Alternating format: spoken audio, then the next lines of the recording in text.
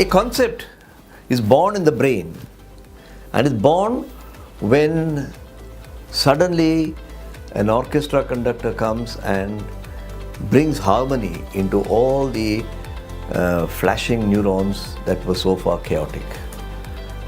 And then a concept is in your brain, like a fetus. But frankly, a concept has got no value, just like a fetus has no value. You can't imagine it, it doesn't have a recognizable shape. It is something that's inside you, and you have to nurture it. Because unless you deliver the fetus as a baby, it is really of no human value.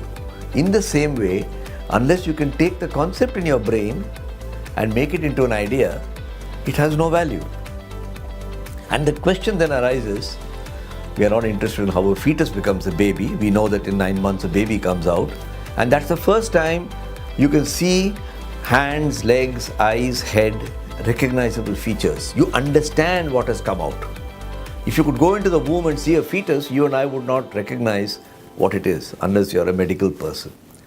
So in the brain, a concept is not recognizable and it stays in your head for a long time.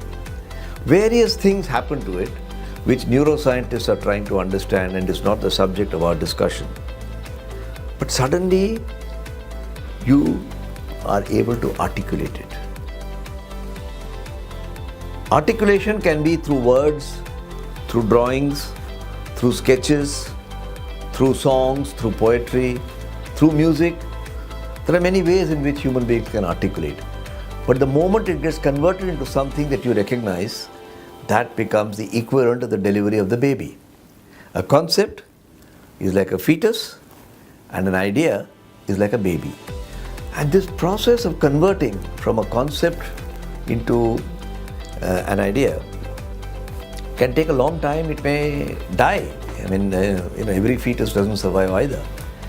And this is a very interesting. Reflect back. When Valmiki wrote the Ramayana, there was some concept in his head, and he thought of a heavier than air flying object, the Pushpaka Vimana. And when he wrote the Ramayana, he described the Pushpaka Vimana. That is articulation. There was something in his head when there were no flying objects, heavier than air flying objects around him.